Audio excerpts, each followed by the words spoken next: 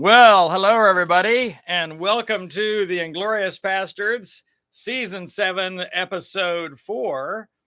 And why are you signing? And What if I just did sign language instead? Well, for our podcast listeners, that would be problematic. can you imagine? Today we're going to do an entire podcast in sign language. How do you like it so far? Yeah, that's not. That was one of the funniest things you ever signed. Well, I didn't actually sign anything. So part of the reason we're in a signing mode this morning is I had an interesting Walls of Jericho trip this weekend. Had two girls on the trip that were deaf and hearing impaired.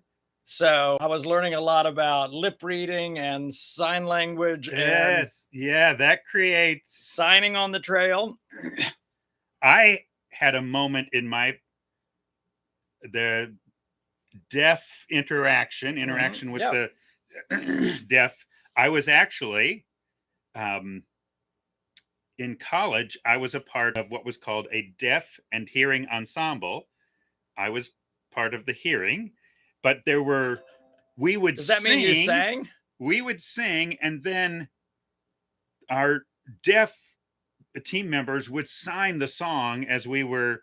Oh, that's so cool. So I learned some sign language, but I can also understand some of the challenges you would face. Because my deaf friends were very good lip readers. Okay. But of course, which meant they had to be able to see you. Right. You've got to be facing them. So you've got to be facing them in a dark setting. That's not going to work, Yep.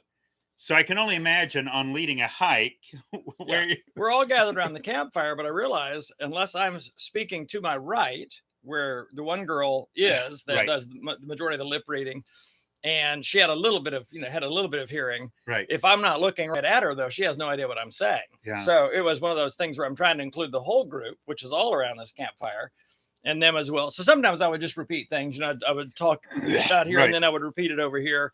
Very truncated, Right. You lose something in the process. But what was beautiful is they both had a great experience over the weekend. Right. And one of the girls said, "Hey, I want to do this again." So I'm like, isn't that wonderful? Because it's I can't imagine the wilderness as a silent experience. Yeah. I can imagine as a silent retreat, but you're hearing the birds and you're hearing the river as it's flowing, and you're hearing all the sounds, of woodland creatures. Right. But I realized they're not hearing that. Right. It was interesting. Even if someone came up behind us on the trail, they wouldn't know that. Yep.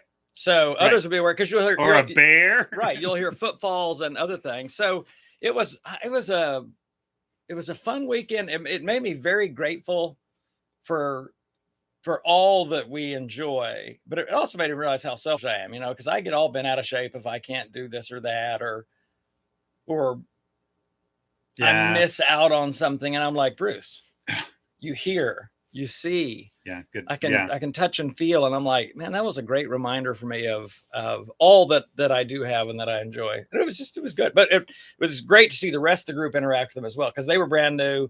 This is backpacking 101, so they've never done backpacking. So as I was training these other ladies on stuff, they would go over and help train the other girls, and it was just great because 3 of them were teachers. Of the hearing ones, they were teachers, so it was great. I would teach them something, and they would work with the girl. It was just interesting, all that. So it worked out fabulous, but very interesting trip. Well, one of the gifts of that. So now there's a unique challenge for you as a leader of the group. Okay, I've got to adjust to some things. But what I love about that, and it's part of what happened for me with the Deaf and Hearing Ensemble, I enter into a different world, a different culture. Yeah. Again, not unlike going to a different country, not unlike moving into a neighborhood that's very different than the kind you grew up with, right? Where the culture's different. So I'm just thinking for that weekend, again, you got this insight. There's this group of people, and you've got millions of deaf people. Yeah. And suddenly you have a little bit more understanding of another group of people that you would have that's the gift of being in that kind of setting. Oh, I agree. And it made me realize that perhaps a lot of deaf people don't do a lot of outdoorsy stuff because hearing is critical. Yes. I mean, hearing animals, hearing other people coming up on the trail, or being able to interact with The people. bear I mentioned earlier. The bear that you mentioned earlier. You It's just, it was just so glad that they did. And I told both of them at the end of this, I found out this was the word for courage, where it's like taking your chest and pulling it out, almost like Superman, but not quite. Yeah. But it means what brave. Cam Newton does. Yeah, that might be something different. I think that is Superman. But it's Okay. that they would have probably picked up on that. But they were very brave to do that, and I was so glad that they had a great experience. And I was grateful. I mean, it was again, like I said, it was a different kind of. It was just a different kind of trip, but a very good trip. Yeah. So I've got a story and a question for you. Oh, good. Roger's got a story. No. So you may have seen this. It probably makes it better if you haven't, but even if you did, it's fine. So last Sunday, Tampa Bay is playing, I think, Chicago. Yes, I saw the second half of that game. Oh, okay.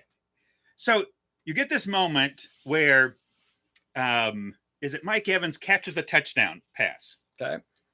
And he does, in that moment of exuberation, that thing that sometimes they'll throw the ball. There's a fan there, there's a Tampa Bay fan. Yes. So he gives the ball away. Which was his thing. That turns out that was his thing he does regularly. Right.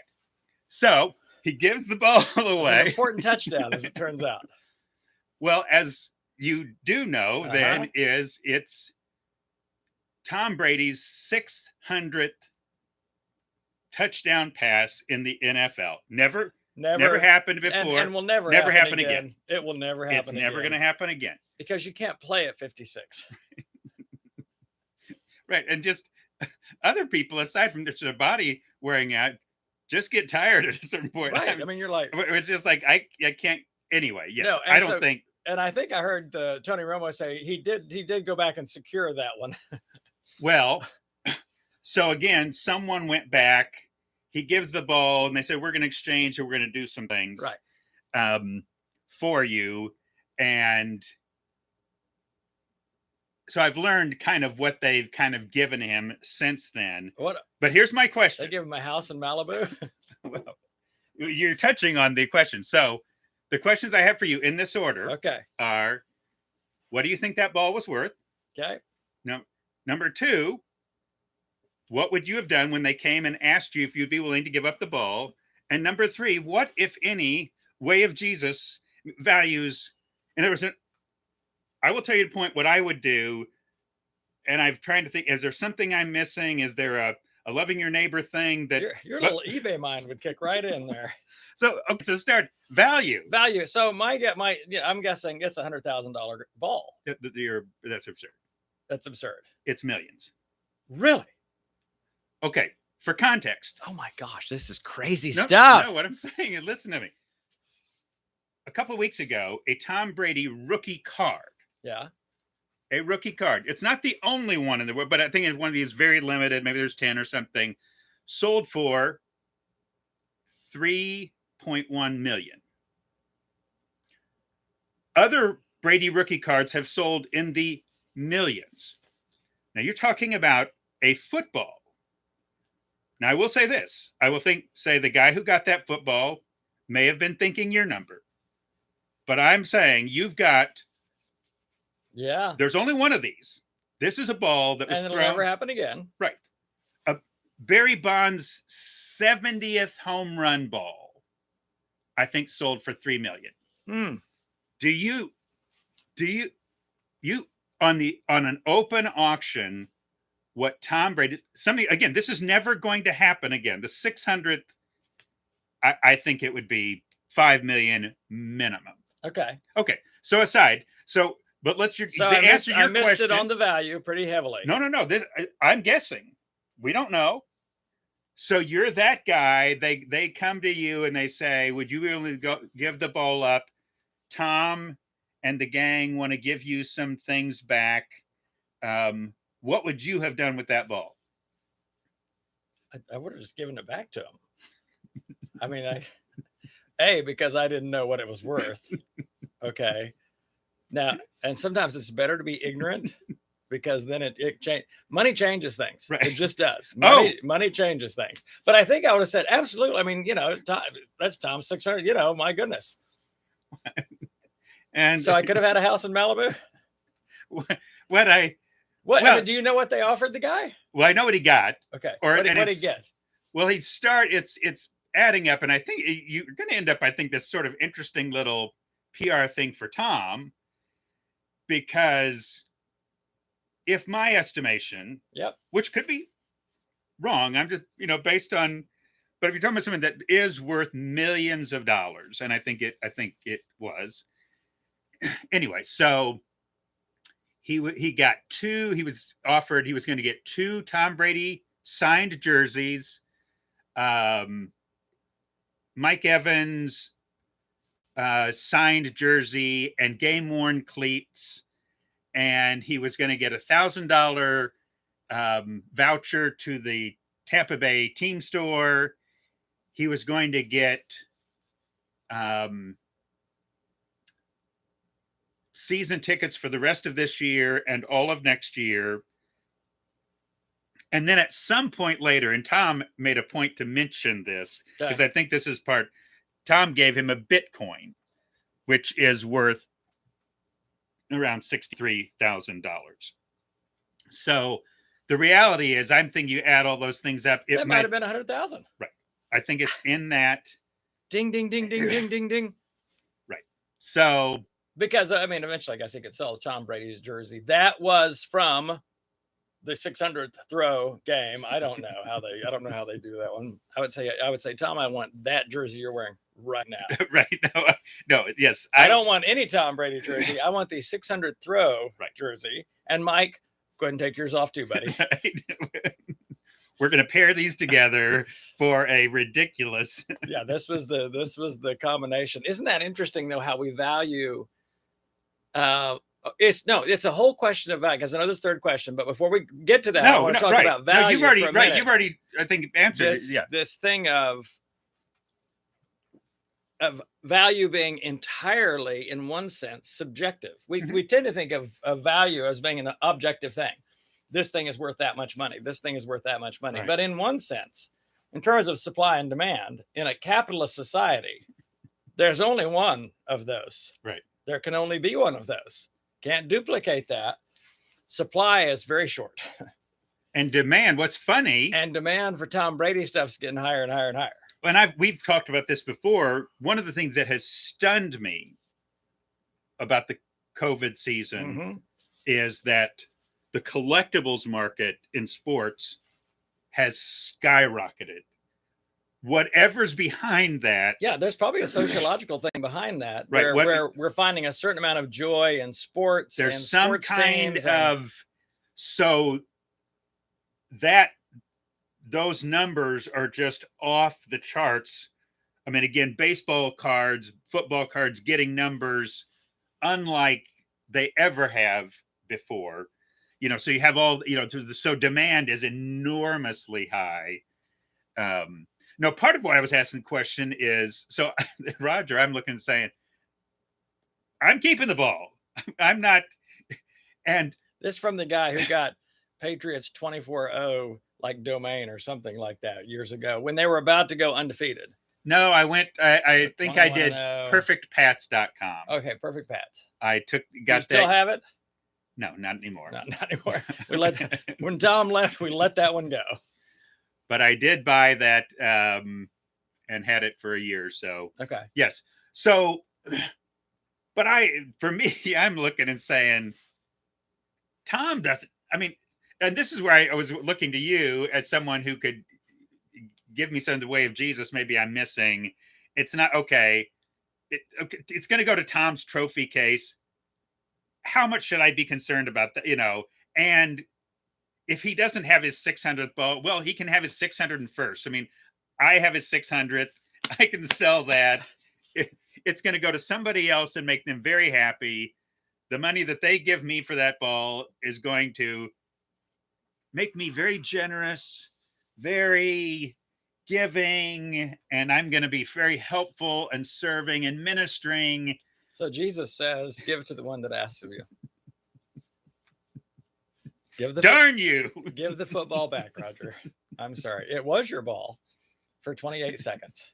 Does that also mean that you shouldn't take anything in return for it, as you greedily clamored for $100,000 worth of items? Not, there was no clamoring on my part. I gave you, using your word, an absurd value to the football, which I felt immediately stupid and undervalued. So thank you for that.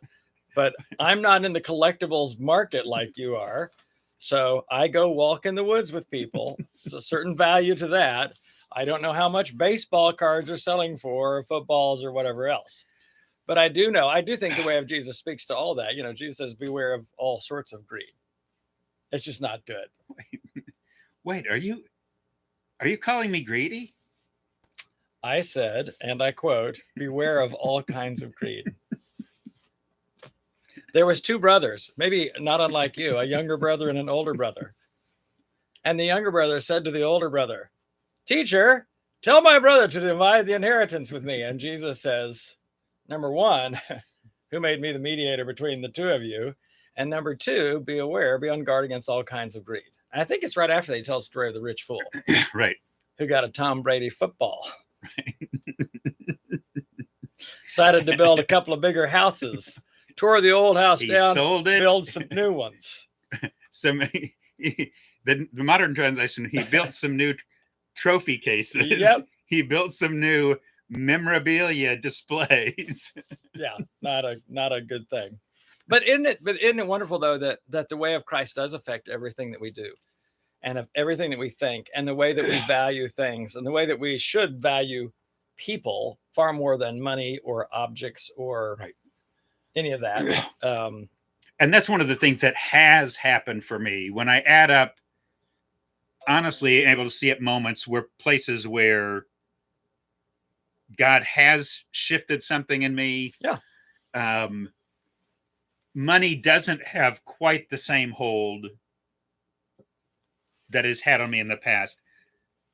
I've loved the analogy of the more you have, the more money tends to. I've talking about gravity. The larger a planet is, the greater the gravitational pull. I've always loved that that's a great analogy. As an analogy for the more you have, and Jesus, it tends to pull more. It has a greater. So there is that warning. But I found that this is a beautiful thing, that the way of Jesus and the power of the Spirit, I'm not, because it's not just a teaching. Yeah. There's something about the way of Jesus getting into you. And it's a wrestle. Countless places, it's still a wrestle. I have to work, but I do see places. There are points where, and I've watched it, there have been times where I've been generous. I had a moment this last week, a couple days ago. Someone did some work for me, and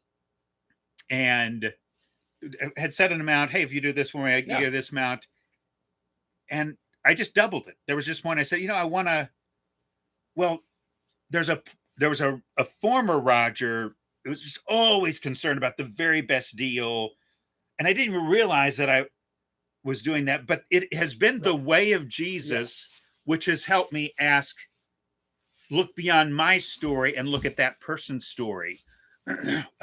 Even when I'm negotiating now, I have to think about not just what I'm going to get. I'm thinking about the person who's selling me an item. Mm-hmm. I'm much more inclined now to find out what their story is. What's the backstory? Are there medical bills? What are the things that are going on? Well, see, that's something Jesus has done, the way of Jesus, where I'm not the same. No, and that's where I would say the exact same thing. So I had a moment this last week. I sold my truck for far less than I should have, as it turned out. It was one of those value things. You sold your truck? Sold my truck. Wait, moment of silence. You loved that truck. I'm not attached to it. It had a lot of gravity. Okay, but I'm not attached to it. But I sold it for $17,000. Okay. Because I'm going Kelly Blue Book. Private party price is around $17,192. But retail, if you go to the Toyota dealership to buy that truck used, they're going to get about $23,000 for it. Well, and just quick time out.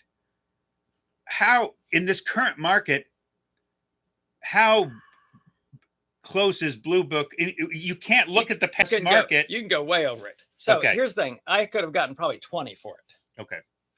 But after hearing this person's story, because I had people hitting me fast, boom, boom, boom, boom, boom, boom. I had like 15 people because you me put up a on price Facebook out there. Marketplace. What was the asking price? 17. 70. Okay. Yeah, I mean, and I had people still trying to lowball it, which is hilarious to me because I was like, no, I can't do that. I'm so sorry. I said it's already underpriced. But anyway, I mean, I realized that person could go out and sell it for 20 and make 3. And right. But when I listened to the guy that bought it and I heard his story, he was a gentleman from Vietnam, and he told me a story from childhood, how he got to America and how he got out of, he said, are you familiar with the Bolt children? I said, no. I said, I mean, I'm familiar with the Vietnam conflict. He said, well, he said, part of what was happening where he was, they were taking children and taking them into these schools that they would never let them out of until they were brainwashed. These were called Bolt children. It had something to B-O-L-T, I think, was what he was saying. But anyway, his parents fled the country, ended up getting to America, and he's built now a business here. You know, works super hard, 6 days a week. He and his wife have a nail salon. Anyway, I had a chance to drive down yesterday with the truck, and he'd already picked up the truck, but I was taking the title to him because I had to pay off the bank and get the title. But I felt it brought me joy to know that this person now has a truck that he's going to like very much that's worth more than he bought it for.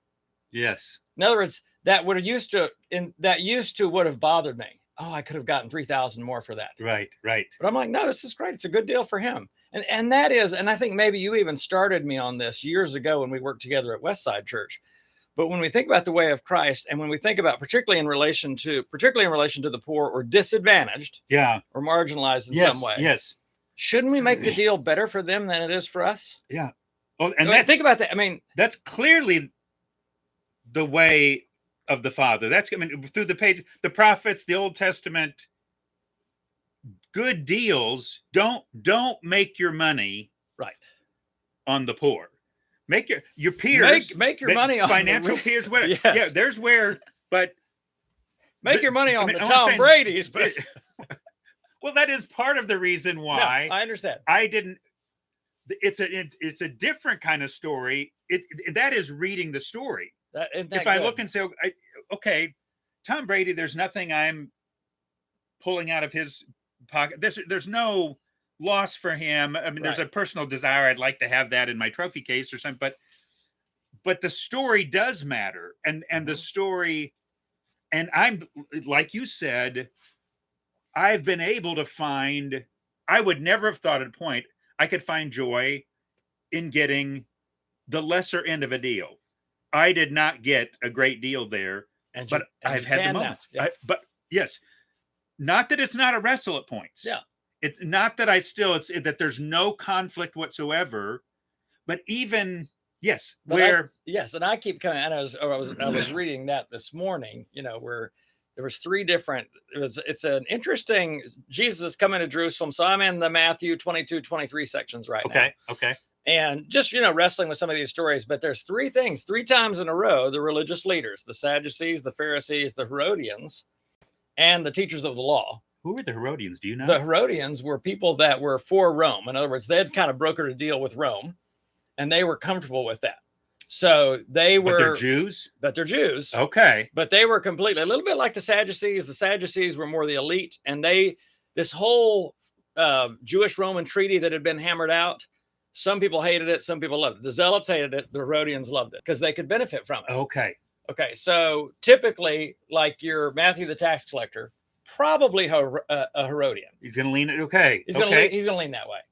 That's why I think it's so funny when you have Matthew and Simon the Zealot sending them out together on mission trips. I'm just like, that's hilarious. But good luck, guys. But they're all so they're teaming up. These groups don't get along. Yeah. Sadducees, Herodians, they were more similar than the teachers of the law and the Pharisees. Yep. Scribes, that whole group. So that's 2 but they're all working together. We're going to get Jesus. We got to turn either the government against Jesus or the people or something. Yeah. Because it's not working. He has too many answers. So they hit him up with 3 questions. The first one is the one about, so teacher, and this is as the Pharisees went along with the Herodians, which they never did. Okay. Went along with the Herodians to Jesus and posed this question. Because the Herodians would be on the side, yes, you need to pay taxes to Caesar. Mm-hmm. The Pharisees would be, no, we're our own nation. We shouldn't have to pay taxes to Caesar. So they're coming together, It's going to divide the people one way or the other. Hey, Jesus, we know that you're a good and wise teacher, and you only teach things in accordance with the way of God. I mean, we're so interested. Look, if you're gonna try to trap somebody, don't butter them up at that level. Okay, say I think you're a little sketchy, so I've got a question for you. But they're buttering him up. I mean, they're just like flatter, and it says that Jesus knew their evil intent. And so he said, "Why are you trying to trap me?" He said, "Bring me a coin." So they bring him this denarius, and I did a little bit of study on the denarius, which was very likely the coin by Tiberius, and he references himself as Tiberius the Divine. It's interesting, how Jesus uses this coin and inscription. He said, "So whose portrait's on there?" And I said, "Caesar." "And whose inscription?" "Caesar, the Divine." And Jesus said, "Give to Caesar what is Caesar's, but give to God what is God's." And it seemed to be, it was the Herodians were like, "That's good." The Pharisees were like, "That's good." That didn't help us in any at all, but they were flummoxed. So they were silenced. Barely. So it said, so right after, this is boom, boom, boom. So right after that, the Sadducees come to him. Sadducees, as you know, only held to the Torah, the first 5 books of the Old Testament. The rest of them, they did not see as inspired. So they come to him and they say, "All right, Jesus." Oh, and they didn't believe in resurrection. That's what I knew about him. I actually didn't know the Torah thing. I'm learning. So they only held to the first 5 books of the Bible. That was the only thing that was authoritative to them. They also didn't believe in angels and demons. They didn't believe in afterlife, and they didn't believe in resurrection. So this is Jesus so great. I wish sometimes I just wish I could be half as smart as Jesus, because so they come in to test or see this moment. So the Sadducees, we had a video of this. Oh my gosh! So they come to him and they said, "Teacher." Okay, so they're referencing him, this disrespectful kind of beloved. So we know a man. Now this cannot be a true story. Okay, we know a man who got married and died before he had given his wife children, and so he had 6 brothers, and so she married by the Levirate law. They had to marry, if their brother died without having any children, they had to marry the wife, their sister-in-law, and the offspring from that marriage would carry on the line of their brother. Well, and they said, well, he died too. And then the 5th one and the 4th one, all the way down to, she was married 7 times, and none of them ended up having kids. They said, so Jesus, they think they've got him. This is great. So Jesus, in the resurrection, whose wife's she going to be? Maybe looking to point to the absurdity of the idea of resurrection anyway. Yeah, okay. Well, because they don't buy into any of it. So Jesus weaves all sorts of fun stuff in here. He said, you neither know the scripture or the power of God. This is interesting because they're like, oh, wait. We memorized the first 5 books of the Bible. Memorized it. We have won Bible quiz contests, Torah quiz contests, like you would not believe. And so Jesus says, you know neither the Bible, the scripture, or the power of God. He said, here's how it's going to go. And I just love the way Jesus weaves all of these things in here. He said, at the resurrection, there will be neither married or giving in marriage. They will be like the angels, which they also don't even believe in. So Jesus is throwing all of them. So there's not married or given in marriage. It's beyond that. They'll be like the angels. And then he throws this in. This is great. And he said, and haven't you read? This is just great. Haven't you memorized? Haven't you? In all this, did you in all miss this one? Torah study, he said, and he uses the Torah in this thing. He said, don't you remember where God says, I am the God of Jacob. I am the God of Abraham. I am the God of Isaac. He's not the God of the dead, but of the living. You are greatly wrong. It was this really powerful thing. And it made me think about, God never said I was the God of Jacob, or I was the God of Isaac, or I was. Yeah, I've never thought about that. He's the living God, and and Jesus is saying they're living as well. Right. I mean, that was just great because I'm like, those are some messed up dudes. And if they're getting to take part in the resurrection, there's hope for the rest of us. But it was this interest. So it made me go down this whole track of I just love Jesus's answers on this thing, because he addressed all of these things that the Sadducees didn't believe in. And he said, and you really don't even believe in the God that you say you believe in, because he describes himself as I am.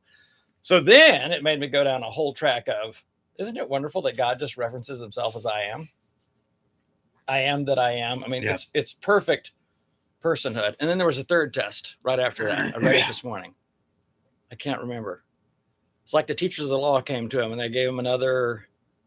But that's beside the point. You can read it. I think it's in Matthew 22-23, right in there. All that to say, I found myself after reading that story yesterday, talking to a client just about the importance of personhood. And we tend to attach personhood to how well we do things and what's our job and what's our skill set and do we succeed at it and what do people think about me and all of that. And I said, do you realize God just describes himself as I am.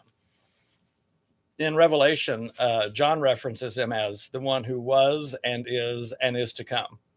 It's the I am. It's the eternal present. Right. And I said, we are the best version of ourselves when we find our personhood in God, in being God's child and being created in the image of God, not based on what I do or don't do or how successful or how I just simply am. Yeah. And I'm not there yet, but I realize I think that is the best version of me. If I can just be, I am this person that God's created, which means I have, going back to value, I have intrinsic priceless value. Right. How do you how could you ever value a soul? Jesus even said that. Yeah. What price would you give for a soul? Right. So some of those are some of my musings. I was going to say ruminations, but then I was like, that sounds like what cows do. That's what we were taught. Yeah. Musings. Yes, those are my musings of the morning. Well, what comes to my mind is then I think the further that we get, it seems it's a whole nother kind of conversation, but we bounce all over the place anyway. Yes, dear listener. But we do. But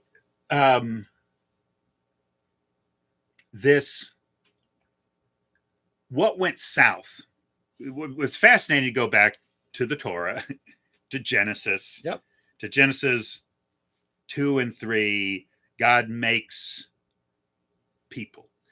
And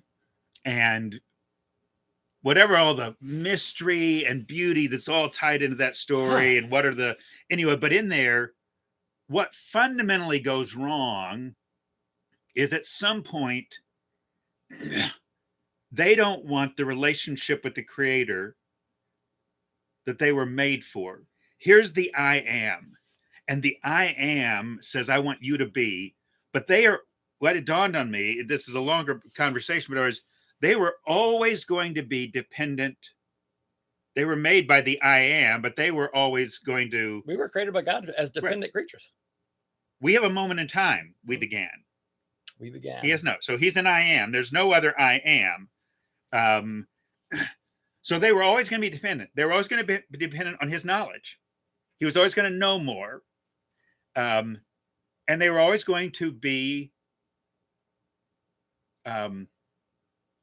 subservient. In other words, serve him. I mean, they were never going to have his power. They were never going to have his control. What contexted this for me was how deeply we wrestle with not knowing what I'll call the I don't know-ness of life and the I can't control-ness of life. And talking to a friend last week, we kind of had this fascinating moment going back to that where it's just interesting. Whatever else tied up with the story of the knowledge of good and evil, but they want to know more and they want to control more. They're made by the I am. They're going to be dependent. They're going to be. And he'll let them know what they need to know. Right. And he will. And what he did is, you don't need to know this. Oh, wouldn't it? Can you imagine the joy of not knowing evil? Oh, how often they might have wanted to go back. Oh my gosh, how it taints us, even today. Right. I know things I don't want to know. I mean, it's just, yeesh. So it looked like knowing more. So there's this pull where control. Even... And that, of course, is the temptation of the Satan, imagery here, whether it's this literal tree and all the kind of questions that come around there. But what's very powerful here is there's the promise of knowing more, which we know. Knowledge is power. Knowledge is power. So the more I know, the more I control. And it becomes this, because I am their children. I'm one of their. I am that one who wants control and realize that knowledge is critical to that.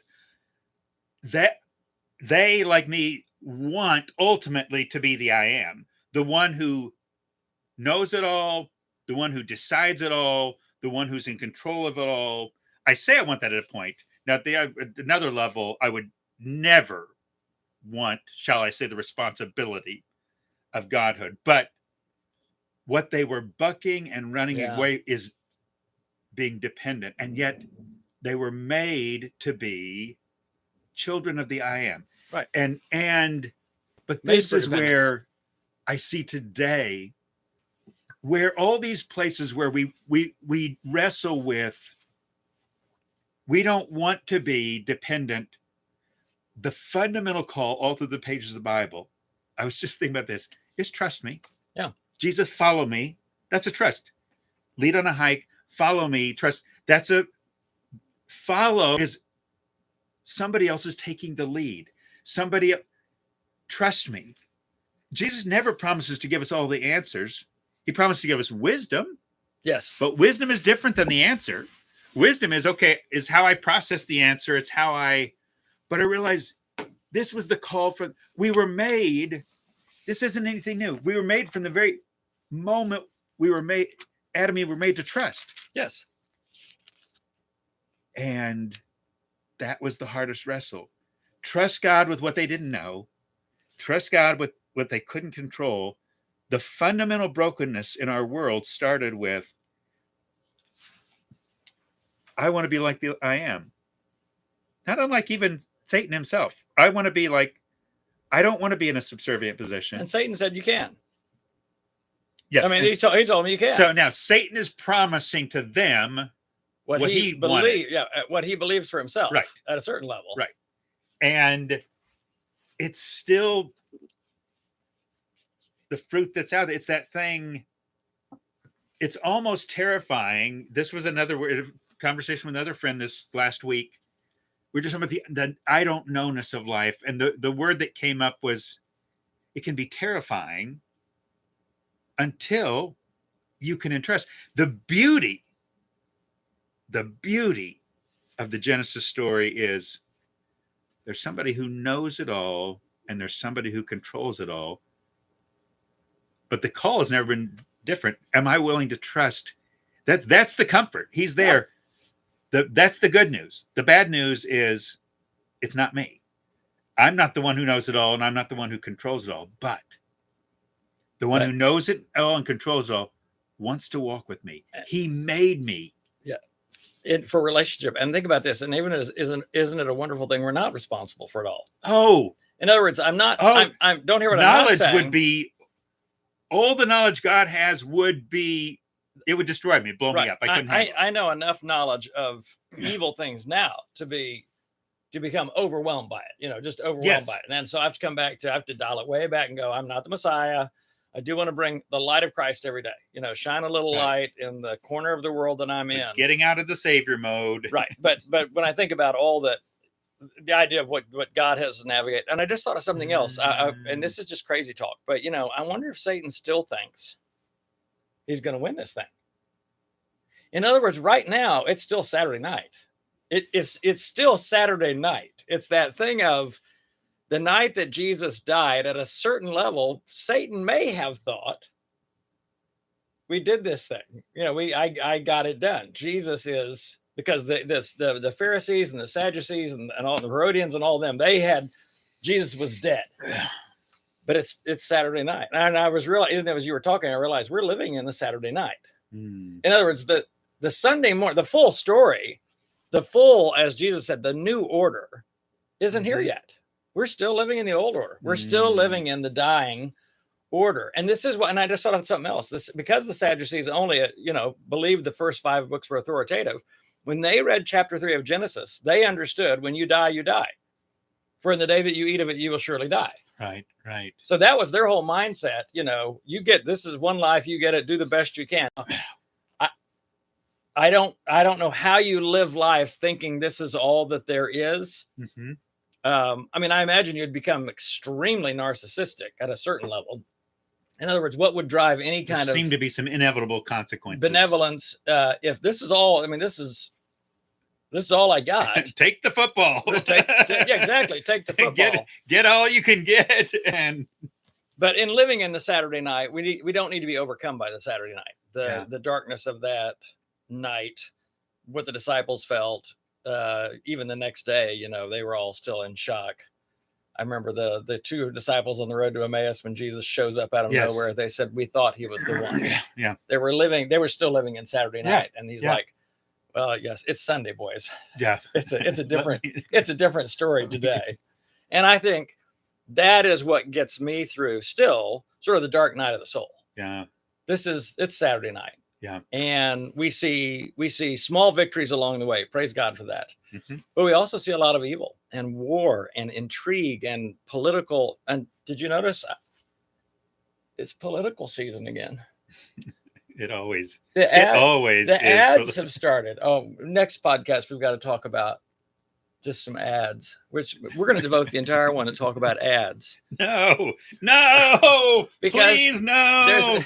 I see some of these ads and they're just so incredibly inconsistent. I can't wrap my head around it. Right. Don't. Okay. So we'll save that one. But I'm listening. The answer in the darkness on Saturday night. I'm about to read something from the Bible. Go ahead. No, but the answer is I am. Yeah. No, nothing about the darkness. I am in the darkness. I'm not gone. No, I am. And Jesus is. I was again sharing with a client yesterday. I said that's the beauty about God's promised presence. The last thing Jesus said was not go into all the world and preach the gospel. The last thing that he said right before he ascended into heaven was, "And lo, I am with you always, even to the end of this age." And I'm just like, that's awesome. That's the promise that keeps us going. That's he's with us. Said, lo, I am. Yeah. Oh, there you go. I am with you always. Oh, that's good, Roger. That'll preach. No, I know. It's just, but that's the answer. It's the thing. The I am is with us. Even I've talked about, yea, though I walk through the valley of the shadow of death, I will fear no evil, for you are with me. Again, it's not, he may have even actually taken us into the valley of the shadow of death. Take us into the storm. Absolutely. He might have led us there. But he's with us. But here's the thing. In fact, the Psalm 23 really indicates that he led us there. He leads me beside green pastures. He leads me beside the streams, and he leads me into the valley of the shadow of death. Right. Oh, and then because he's there, he prepares a table for me in the presence of my enemies. I'm surrounded by death, where he's also led us. Isn't that true? Psalm 23 encompasses the whole human experience. Yes. Maybe that's why it's such a powerful psalm that is right. It's the green pastures, and it's the still waters, and it's the valley of the shadow of death, and it's surrounded by enemies. Right. It's the world we live in. Oh. But he is with us, and goodness and mercy personified will be with us all the days of our life, and then beyond. Goodness and mercy are chasing us down. So I am, the beauty of I am, it speaks into the story of our past, but it speaks into the story of our future. There's something important that you need to read from the Bible for us. No, just the third test. So right after the paying taxes to Caesar, the Pharisees and the Herodians didn't get it done. The same day, Sadducees, who believe there's no resurrection, asked him this question. And then the next one is hearing that Jesus had silenced the Sadducees. I mean, they're just on an onslaught. And they're kind of happy about that. The Pharisees got together because they're like, right, Sadducees couldn't get it done. We worked with the Herodians. That went south. We're going to do this on our own. Who's got a great question? We're going to do it on our own. And so one of them, an expert in the law, has the question. Tested him. Go ahead, Simeon. Teacher, once again, which is the greatest commandment? Rabbi. Beloved Rabbi, which is the greatest commandment? And of course, then Jesus says, we know how that went. Yep. Love the Lord your God with all your heart, soul, mind, and strength, which they repeated every Sabbath as a part of their worship. And he said, and the other one is just like it. Love your neighbor as yourself. The entire Old Testament, the entire Bible as they had it then, hangs on these two commands. This sums up those things. And they're like, dang it. He just did it again. Everybody loves him. and we look like fools. Well, I'm not going to go into it, but then right after that, he pronounces 7 woes. Yep. On Sadducees, Pharisees, Herodians, and teachers of the law that refuse to love people, and because he talks about the way that they treat. Anyway, that's a whole nother podcast. Boy, we're glad you've been with us today. We learned that Roger's fairly greedy, and God's helping him with that. Keep the ball. You should have kept the ball. Okay. It's not exactly where I was going. Maybe you have a little phrase. That's my phrase. Keep the ball. Don't give it. Don't. And I'm going to quote Jesus on this one. Give to the person who asks you, and don't turn away. There you go. So, Pastords entirely taken out of context. Oh, so we're never going to bring context. Well, Jesus was never at a football game, Bruce, and we're glad you were with us. What people should remember is, I am is with us. I am is with us, and you can rest in that. And because of I am, we are. There's a whole song on that. We are. There's the trust, because that's we don't have to be I am. Oh, we just got to trust him. We just got to walk with him. We just got to listen. So let God be and I am. I'm going to be I ain't. Mom will love that. Ooh, I do like that. He is, I ain't. Let's finish with that. He is. You ain't. We ain't. We, Roger, we. We're including all of us in this. So, Pastords out until next week. Same bat time. Yes. Same bat channel. That's right. I brought